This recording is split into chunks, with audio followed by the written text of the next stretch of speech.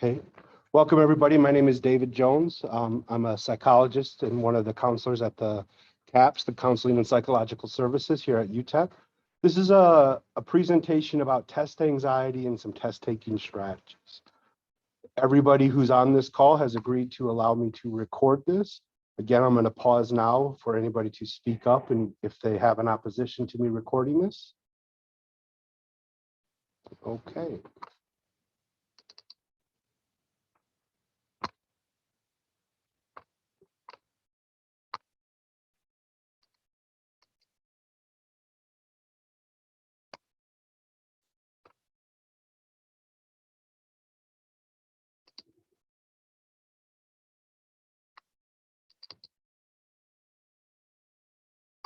Okay, so I'll be sharing my screen. Can you all see this PowerPoint on your end? Can I get a thumbs up or somebody to verbally confirm? Yes, we can see it. Fantastic. So how many people have lost their keys and looked everywhere for them? Torn the whole apartment apart, right? Searched every place even twice. And then what happens as soon as you decide you're not going to find them? Right? That's when we find them. Right? This is like an everyday example of what can happen when anxiety starts to take over. And I'll be talking about this impact of anxiety and what I call cognitive narrowing. Some ways to overcome that, especially as it's related to test taking, both in terms of making sure that we maximize our preparation, but also what we can do in the moment. So before we get started, I want to just remind everybody that this is a workshop. It's for educational purposes. It's not treatment. Referrals are available if people would like to speak to somebody in confidence. In each presentation, I'm functioning as a university employee, which means I'm a mandated Title IX reporter, and so must report any incidents of sexual harassment, dating, violence, stalking, or assault to the appropriate office if I hear any of that during any presentation. If you'd like to speak to a counselor confidentially, you can call us at 747-5302. What we talk about in that space is private and confidential. We're not even allowed to let somebody know you're a client there without your written permission. So, like I talked about with this experience of losing our keys, oftentimes we can feel like our mind is going blank. We become extremely frustrated, and that frustration can lead to more frustration, right? And we start down to this negative self-talk. We start down this pathway of thinking that maybe we're not smart enough, we didn't keep our things in order right. Well, really what's happening is what our body is programmed to do, right? Anxiety is a psychoneuroevolutionary function developed through hundreds of thousands of years of human existence, right? When we face something that's dangerous, that has a significant impact on our ability to survive, our body gets ready to act. And so our blood pressure goes up, our breathing gets more rapid, we try to get more oxygen to our muscles, and our brain focuses narrowly in on the task at hand. Used to be a saber-toothed tiger, right? Saber-toothed tiger would come, we decided whether we're going to fight it or run, and then the threat to our life would be over and our anxiety levels would go down. Now, in modern society, it doesn't work like that, right? Oftentimes we begin to experience these anxiety spaces, and it's not life-threatening. Our body doesn't need to cue every resource for this immediate action. And so what we do is we start to go into this anxiety space, and we start to have this what I call cognitive narrowing, right? Now, a lot of our information is here, it's in the periphery, especially when we sit down to take a test, right? But if we focus too much in on just this one thing, we're going to miss all the information that's here. Now, a lot of us have had experience where we've gone in to take a test, studied really hard, felt like we knew everything. or at least enough to get a good grade. And then we sit down to take the test and completely blank. Right? This is the same thing. This is the same sort of like physiological, psychophysiological response that we experience as when we lose our keys. And so the thing to understand is that this is a human biological experience in response. It's important not to go into all that negative self-critique that we often do when this happens. And we begin to take steps to calm ourselves down, to get reintegrated with what we know, with where we're at. And so that's what we're going to be talking about today. Right? Test anxiety can start long before the test even starts, where we're starting to really sort of live in this worry and fear about taking a test. You know, this belief that I'm not going to perform well, that no matter how much I know, I'm not going to do well. And so it's important that, again, we recognize the onset of this, and as we're preparing for our test, we're being mindful of this impact of anxiety. So I always say stress moves to anxiety via the route of non-action. Right? It's normal to be stressed.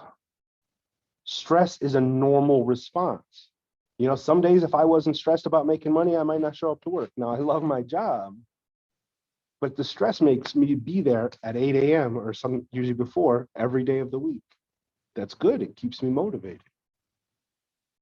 You know, the stress of wanting to do well in school helps push you to study. The stress of wanting to get a good job, especially in this competitive field that y'all are in, forces you to want to study. That's a good thing. But I always say stress moves to anxiety via the route of non-action.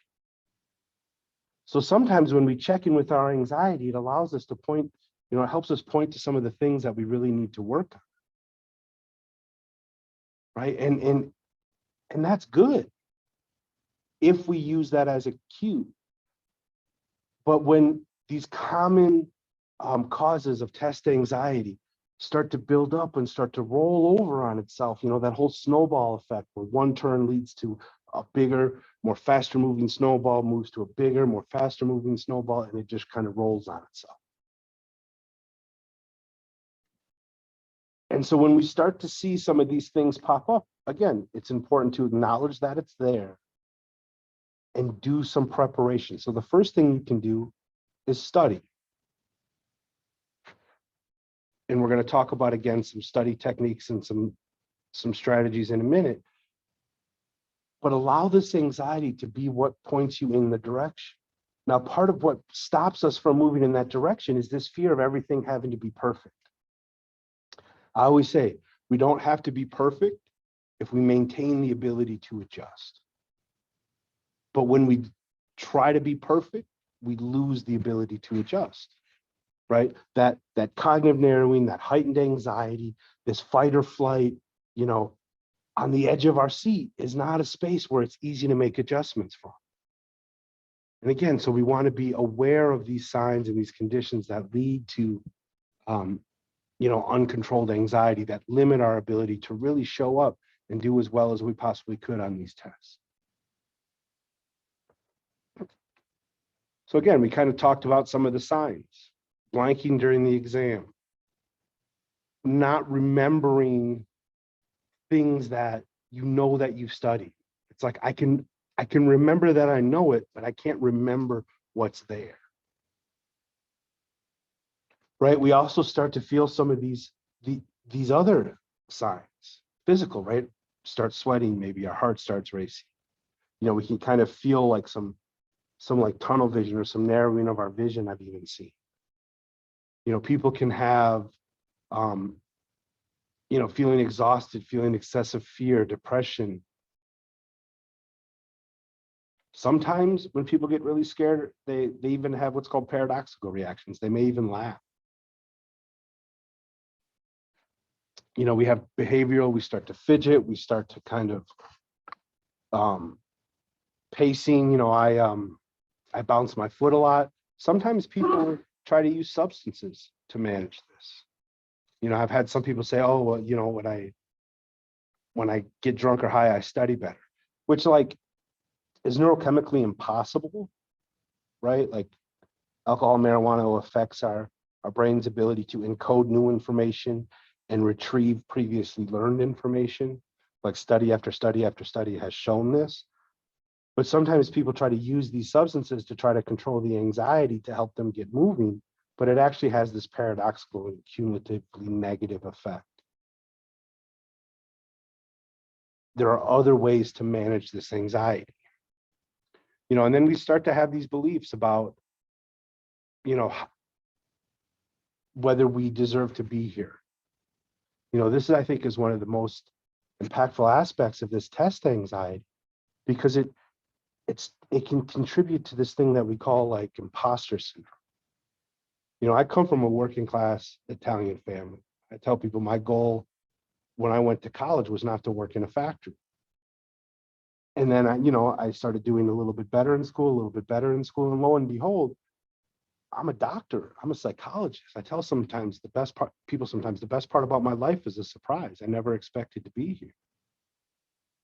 And so sometimes when we're first generation students, or when we're trying things that other people in our family haven't tried, we can go into these cognitive beliefs sometimes that occur around our test anxiety that says, well, maybe I'm not smart enough. Maybe I reached too high. Maybe I shouldn't be here. Maybe I should try something easier. Right? You all are in a very difficult field, but a field that is doable. A field that you can make a lot of money off. But if we let this test anxiety or this fear of failure or feeling like we have to do everything perfect cloud our judgment and interrupt our ability to show up and take the test, it's not the fact that we don't have the education or information to do the work. It's that the beliefs that we begin to carry about our ability to do the work stop us from showing up. And I have a very intelligent, beautiful wife who went to Harvard. She was born in Mexico, crossed over when she was very young. And she would always talk about, sometimes her first couple of years there, really struggling with this realization, or with this issue of imposter syndrome, wondering if she was as smart as everybody there.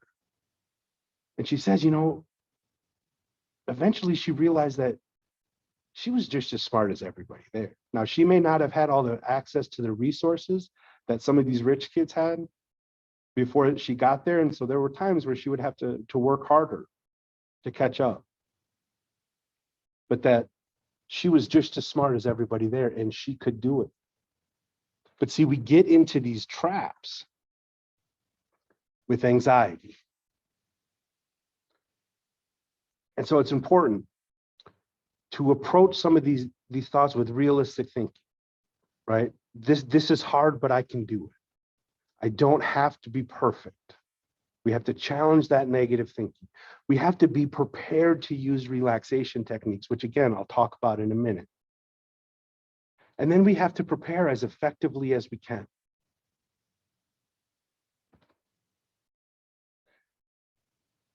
Right, so we have to look at this realistic thinking. Now, oftentimes when we're looking at tests, it's really easy to start to think, if I fail this test, it's the end of the world. Well, yeah, I mean, it would suck to fail the test, but it's not the end of the world. We have to pay attention to how we talk to ourselves about this. I always talk about how I had to take this 700 question exam for my license. It's called the EPPP. It was 4 hours. It was hard. It was one of the hardest tests I've ever taken. I was taking practice tests, and I wasn't getting a passing score. So before I took the test, I was pretty certain, I was worried that I wasn't gonna pass it. While I'm sitting down to take this test, I was certain I was failing. I knew that the more anxious I got, the worse I would do, right? The more anxious I got, the more I would be pulling information from right here. And especially on multiple choice questions, sometimes this periphery information are the cues that give us the answers to the test. And so I had to take control of that self-talk. I had to take control of that thing. Say, yep, okay, I'm freaking out. I don't think I'm going to pass this test. It's a $700 test. It's the last thing that we do. It's the last test that we have to take to become a licensed psychologist, right? All the doctoral work that I've done, the dissertation, the comps, none of them were as big as this test at the time. It made a significant difference in the amount of money that I was able to get paid, and eventually whether I would even keep my job or not. This test mattered. But I knew in that moment, the more I thought about that stuff, the more I gave into that self-talk, the worse I would do. So I had to tell myself, yeah, well, you may fail this test and then you're just going to have to take it again. Now in my mind, I could go into this worst case scenario. It's real easy to do, right? This catastrophizing. Right? Oh, if I don't pass this exam, it'll mean that I'm not good enough to be a psychologist. It means that my whole, 15 years of higher education, not 2 masters and a PhD, would all be thrown out the window. It will mean that I'm not smart. It will mean that, right, all of these ways that sometimes we go into these thinking errors and traps, again, that start to lead us to snowball on itself. Because one distortion leads to one overthinking, leads to one catastrophizing. If I'm smart, I should know this.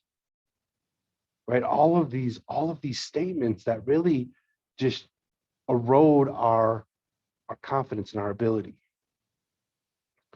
So we have to challenge these negative statements like, this has happened before. I know I can handle it. I've had this feeling before and I can make it through. I'm so much more than any grade on a test. This is not about my value. So sometimes we have to meet those negative statements with positive statements, right? I call it like being able to recognize the information. It's important to understand that these feelings, this stuff is just information. And the goal is to just recognize that it's happening, right? So often we start to judge this though. We start to judge our own negative self-talk. We start to judge ourselves. When I say judgment leads to reactions, leads to reactiveness. When we can sit with the information, we can make choices. So if I can just sit with the information that now I'm anxious and not judge it, I can make choices about what to do about that anxiety, right? Because the anxiety, again, it's part of our natural human function. So we have to show up and be really prepared to recognize and then move in to challenging some of these negative thoughts, these overthinking traps that that further distort our reality.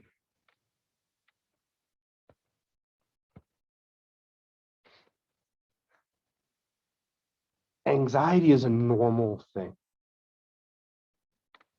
Stress is a normal part of life. The goal is not to never have it again, but to learn to understand it and to manage it. Right? So we talk about, before the semester even gets underway, some things that you can do. Right? So at this point in the semester, and maybe a little late, I get that, but understanding that this will be helpful for next semester, even if you go on to grad school. Start the semester by talking with your professors. Introduce yourself. It's good to go to their office hours, even if their office hours are on Zoom, but at the very least, go up to them at the end of class and introduce yourself. If it's a field in your major, talk about why you're excited about that field, right? I've taught a lot of college classes and I love having these conversations. I love knowing why students are there and what they want to do. That's part of the excitement about this job. You are not going to be burdening us. We have office hours for you. So take advantage of that. If your professor has a TA, go to their office hours too. Go to the study sessions. interact with them as the course is going on, as you have confusions, because you're going to start to establish a relationship. As that relationship goes, you're going to be more comfortable asking them for help when it gets to crunch time, when you get to the end of your semester and you're like, oh darn it, I'm freaking out because I missed this, or I need to go figure this out. If you're already known to your professor, it's going to be a lot easier to approach them. And they're much more likely to give you the benefit of the doubt. Now, because we're all human, I like to say that everybody is all the time 100% fair and equal to everybody. Now, we all strive for that. That's the goal. But the reality is we're human, and human relationships matter. So the more you develop that relationship, even if it's just a little bit, the easier it will be to get some of the support that you need from your professors. 2 weeks before the exam, which is right now, you need to organize your review time for the next 2 weeks, right? Beginning to set very clear times in your schedule when you're going to study. Because life, it's really easy for it to just go. And this time is crunch time because, we're working, we got family obligations, the weather is nice again, the wind is starting to slow down, we want to get outside. There's going to be a lot of things that can pop up in life between now and exam time that if we don't have a clear outline schedule, it's going to be really easy for that time just to go. For mom to say, well, I need you to do this. And it's like, well, mom, I got to study. But if you don't have clearly the times that you need to study, it's really easy to say, well, okay, let me do that first. But if you have a calendar and you say, mom, I'd love to, but I need to, our exams are in 2 weeks and I need to spend this time studying. What they say is for every 3 credit class, we want to devote about 8 hours of review time. Now, for some folks, that may need to be a little bit more. For certain classes, that may need to be a little bit more than other classes. For some, it might be a little less. But it's important to take a good chunk of time and put it throughout your schedule between now and exam time so that you know that it's there. Because see, sometimes what creates anxiety is having this huge task and not knowing how we're going to complete it. But once we have a plan, well, then all we need to do is follow that plan. But if we never create that plan, if we don't set up how we're going to go about doing it, we're always going to be anxious about how it's going to get done. So we start by reviewing your old exams. If you have access to them, that's the best way to do any cumulative exam review. If your textbook has like exam samples or sample questions or multiple choice questions at the end of the chapter that you could take and use to review, do that. Using old tests or old test questions about the subject matter is sometimes the quickest and easiest way to review the information and also to figure out some places where you might still need to study a little bit more. When I was studying for this huge licensing exam, this is what I did. I studied old tests and sample questions. And I just did that over and over and over again. And then the places that I need a little bit more beefing up, I did that. We always say, study what you don't know first, and then review what you do know.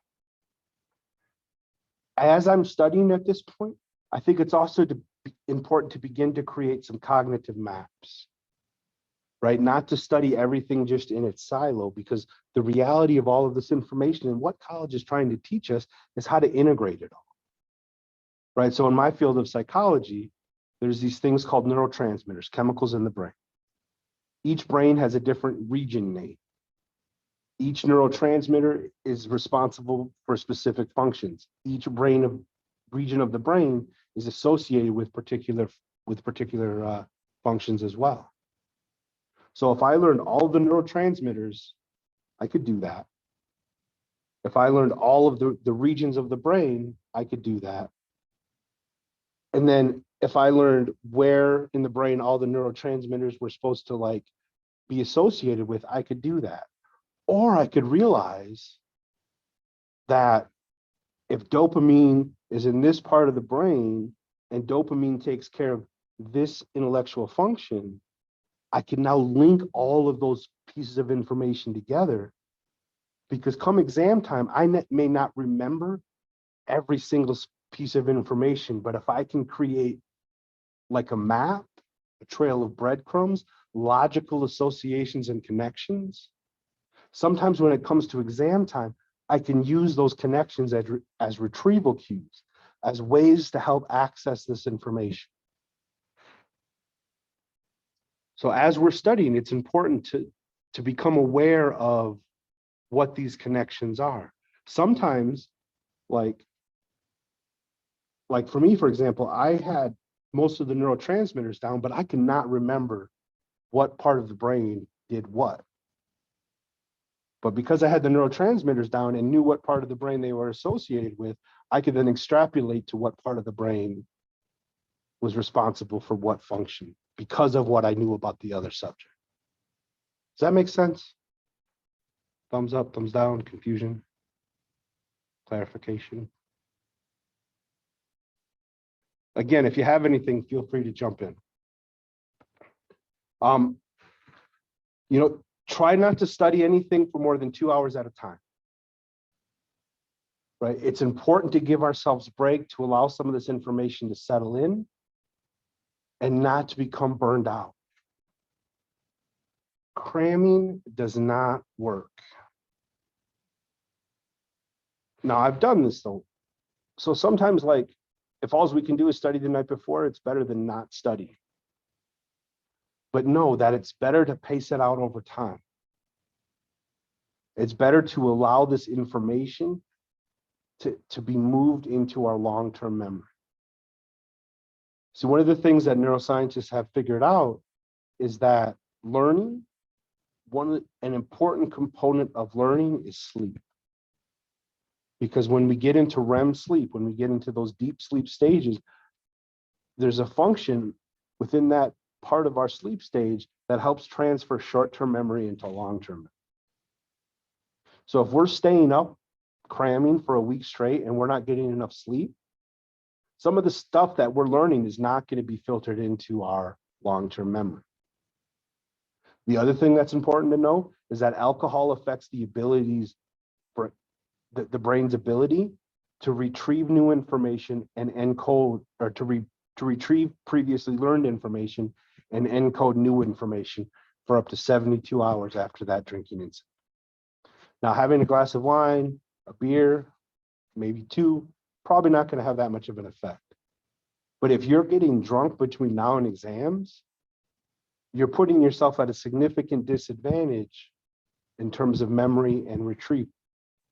Now, y'all are grown, you can do what you want to do, but just I always